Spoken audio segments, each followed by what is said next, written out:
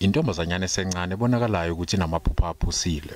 Lentombazanyana eneminyaka esikhombisa ubudala ibongela kubo nje ukuthi isadlandla mvana emva kokuhlinzwa ukuthatha isonto elilodwa isibuyele ekhaya. Ibonakalisa uphonsi umbalane abehli namanje ubuthongo kumama walentombazanyana emva kwesigameko samhlaza izine kule nyanga. After the doctor came out and said the surgery was a success, I think then only it kicked in and I started crying.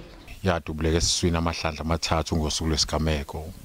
As I walking out to the door, and then I heard the gunshots. So they were shooting and her father ran out to go and pick her up.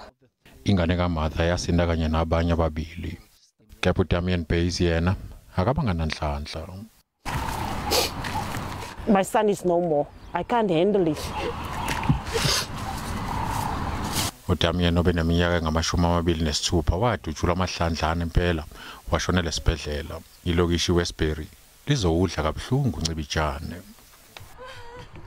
Sekuhlala kunemingcwabo nje emathuneni yaseWestbury. My son died because they wanted his friend, not even him. He was on the wrong place at the wrong time. It's not fair. And I'm really broken. Sekuboshwa abasolwa abathathu malungana nalamacala. Kodwa ke amaphoyisa asabathungatha abanye.